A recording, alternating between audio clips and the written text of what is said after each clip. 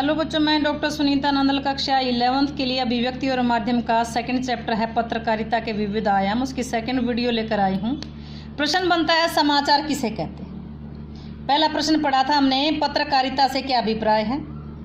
दूसरा प्रश्न है समाचार किसे कहते हैं। आज के युग में समाचार का माध्यम केवल समाचार पत्र ही नहीं रह गया, समाचार देने का माध्यम केवल समाचार पत्र ही नहीं रह गया।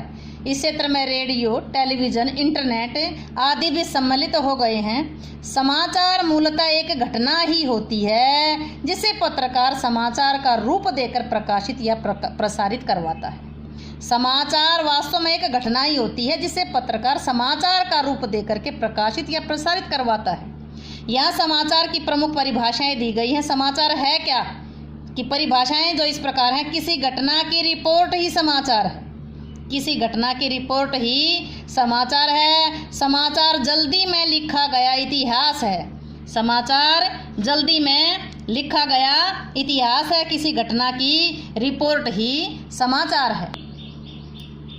प्रेरक और उत्तेजित कर देने वाली हर सूचना समाचार है। प्रेरित करने वाली और उत्तेजित करने वाली हर सूचना समाचार है। समय पर दी जाने वाली हर सूचना समाचार का रूप धारण कर लेती है।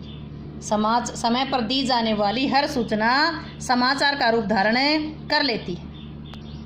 पहला क्या था, किसी घटना की रिपोर्ट ही समाचार है। किसी घटना की रिपोर्ट ही समाचार। समाचार जल्दी में लिखा गया इतिहास है। प्रेरक और उत्तेजित करने वाली हर सूचना समाचार है। समय पर दी जाने वाली हर सूचना समाचार का रूप धारण कर लेती है।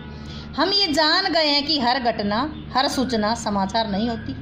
इस प्रकार व्यक्तिगत तौर पर मित्रों, रिश्तेदारों के कुशलक्षेम भी समाचार नहीं होते। वस्तुतः समाचार व्यक्तिगत या कुछ लोगों के लिए नहीं, बल्कि हजारों लाखों पाठकों, श्रोताओं व दर्शकों के लिए काम करते हैं। वही घटना समाचार का रूप धारण करती है जिसे जानने में अधिक से अधिक लोगों की रुचि हो। वही घटना समाचार का रूप धारण करती है जिसे जानने में ज़्यादा से ज़्यादा लोगों की रुचि हो और उसका अधिक से अधिक लोगों पर प्रभाव पड़ता। जिसको जानने में ज़्यादा से ज़्यादा लोगों की रुचि और ज़्यादा से ज़्यादा लोगों पर जानने का प्रभाव पड़ता हो। पत्रकार और समाचार संगठन ही किसी भी प्रकार के चयन, आकार और उसकी प्रस्तुति का निर्धारण करते हैं। पत्रकार और समाचार संगठन ही किसी भी समाचार के चयन, आकार और उसकी प्रस्तुति का निर्धारण करते हैं। यही कारण है कि एक समाचार किसी के लिए अधिक महत्वपूर्ण होता है तो दूसरे के लिए महत्वपूर्ण नहीं होता, यानी गौण होता है। एक समाचार किसी के लिए महत्वपूर्ण है, दूसरों के लिए नहीं है। इसका अर्थ हमें ये नहीं समझना चाहिए कि समाचार की कोई एक परिभाषा नहीं दी जा सकती। किसी घटना, समस्या या विचार में कुछ ऐसे तत्व होते हैं जो सभी समाचार के रूप में अवश्य ग्रहण करते हैं। अतः निष्कर्ष रूप से कहा जा सकता है कि समाचार किसी भी ऐसी ताज़ा घटना, विचार या समस्या की रिपोर्ट है। किसी भी ऐसी ताज़ा घटना, विचार या समस्या की रिपोर्ट है जिसमें अधिक से अधिक लोगों की रुचि। समाचार की परिभाषा क्या है? किसी भी ऐसी ताज़ा घटना, विचार या समस्या की रिपोर्ट है जिसमें अधिक से अधिक लोगों की रुचि हो, जिसका अधिक से अधिक लोगों पर प्रभाव पड़े, वो क्या कहलाएगा? समाचार। क्या कहलाएगा? समाचार। नेक्स्ट क्वेश्चन बनता है कि समाचार के प्रमुख तत्वों पर प्रकाश डालिए। समाचार के तत्व कौन कौन से हैं? जो ऊपर कहा गया, हर घटना, हर समस्या, हर विचार समाचार नहीं हो सकता। किसी भी घटना, समस्या या विचार को समाचार बनने की योग्यता, उसका प्रभाव, उसके प्रति जिज्ञासा रखने वालों की संख्या होती है। कोई घटना, समस्या या विचार कब और कैसे समाचार बनती है, इसके निर्धारित करने के लिए निम्नलिखित तत्व या जो कारण होते हैं उनका उल्लेख हम यहाँ करेंगे। जब कोई समस्या, जब कोई विचार, जब कोई घटना समाचार बनती है तो किन किन तत्वों के कारण बनती है, कौन कौन से तत्व प्रमुख माने जाते हैं, उनका वर्णन हम इस प्रकार करेंगे। समाचार के तत्व में है नवीनता, जिसमें नयापन, निकटता, नवीनता, निकटता, प्रभाव, जनरुचि। नवीनता, निकटता, प्रभाव, जनरुचि, टकराव या संघर्ष। नवीनता, निकटता, प्रभाव, जनरुचि, टकराव या संघर्ष, महत्वपूर्ण लोग। नवीनता, निकटता, प्रभाव, जनरुचि, टकराव, संघर्ष, महत्वपूर्ण लोग। उपयोगी जानकारियाँ, उपयोगी जानकारियाँ, अनोखापन या अस्वाभाविकता। नवीनता, निकटता, प्रभाव, जनरुचि, टकराव, महत्वपूर्ण लोग, उपयोगी जानकारियाँ, अनोखापन और पाठक वर्ग। अनोखापन, पाठक वर्ग। नवीनता, निकटता, प्रभाव, जनरुचि, टकराव, महत्वपूर्ण लोग, उपयोगी, अनोखापन, पाठक वर्ग और नीतिगत ढांचा। ये 10 तत्व हैं। कौन सा है? नवीनता, निकटता, प्रभाव।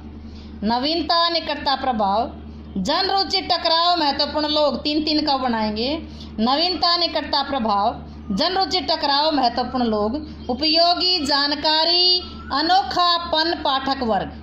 उपयोगी जानकारी, अनोखापन, पाठक वर्ग और लास्ट नीतिगत ढांचा।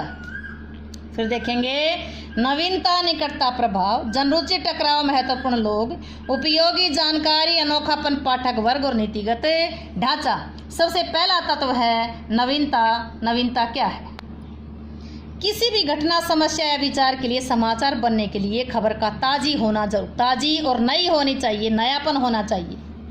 कहा भी गया है कि न्यू है इसलिए न्यूज़ है। न्यू मीन्स नया है इसलिए न्यूज़ है। घटना जितनी ताज़ी होगी उसके समाचार बनने की उतनी ज़्यादा संभावना होगी। लेकिन कभी कुछ ऐसी घटनाएं, विचार भी होते हैं जो पुराने होते हुए भी समाचार बन सकती है।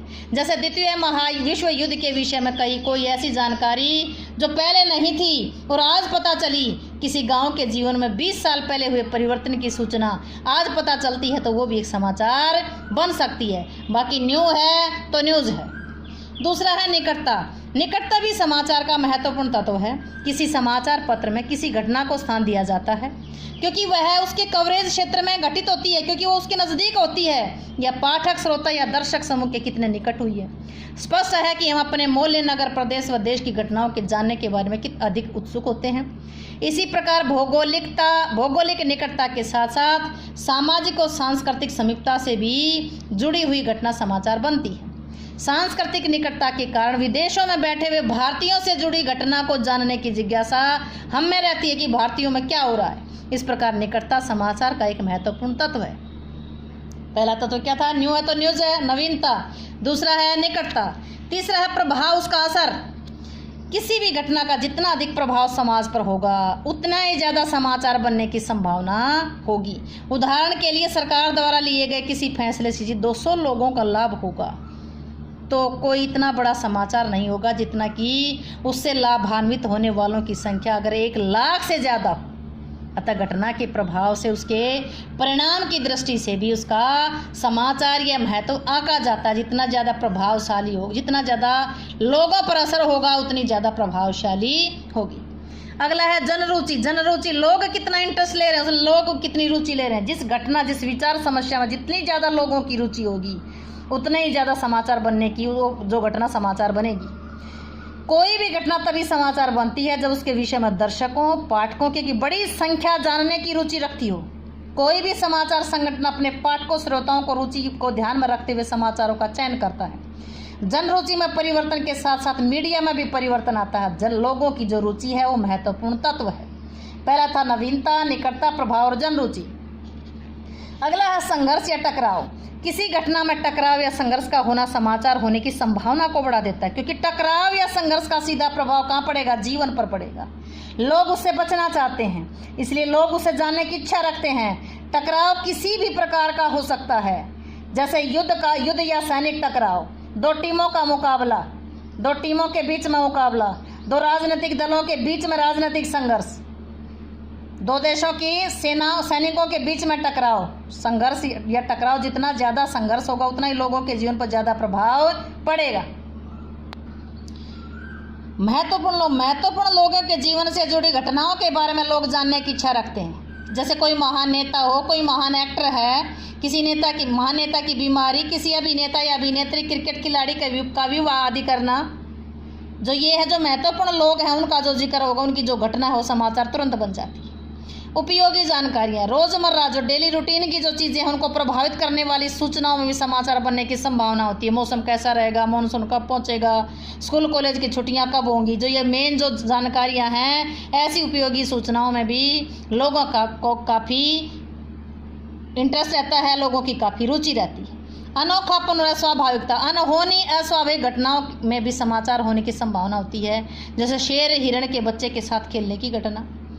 भैया ये नेचुरल नहीं है, अस्वाभाविक अनोखी घटना। इस घटना का उनके चित्र को देखने के लिए पाठक के मन में जिज्ञासा होती है, लेकिन ऐसी घटनाओं के संदर्भ में मीडिया को काफ़ी सतर्कता बरतनी चाहिए। कभी कभी ऐसी घटनाओं के वर्णन से अंधविश्वास को बढ़ावा मिलता है, जो कि एक समाचार के लिए एक अच्छी बात नहीं है। अगला है पाठक वर्ग। पाठक वर्ग को किसी भी घटना, समस्या या विचार के लिए समाचार बनाने में महत्वपूर्ण भूमिका रहती है। समाचार पत्र, रेडियो, टेलीविज़न आदि का भी एक खास पाठक, श्रोता और दर्शक वर्ग होता है। उनकी रुचियों व ज़रूरतों को मद्देनज़र रख करके समाचार निश्चित किए जाते हैं। आजकल पाठक या ऑडियंस का समाचारों के महत्व के आंकलन पर प्रभाव बढ़ता जा रहा है। अमीर और मध्य वर्ग के लोगों के पढ़े जाने वाले समाचारों को ज़्यादा महत्व दिया जाता है। इसी प्रकार जो विज्ञापन दाताओं की इस वर्ग में अधिक रुचि होती है, इसका एक बुरा प्रभाव पड़ रहा है। समाज के कमज़ोर वर्ग या गरीब पाठकों की रुचि व उनसे जुड़ी खबरों को प्रसारित और प्रकाशित नहीं किया जाता। लास्ट, नीतिगत ढांचा। हर समाचार संगठन की समाचारों के चयन प्रस्तुति के लिए एक नीति होती है, एक नियम होता है। इस नीति का दूसरा नाम संपादकीय नीति भी है। नीतिगत ढांचा, उसका नियम क्या है? संपादकीय नीति।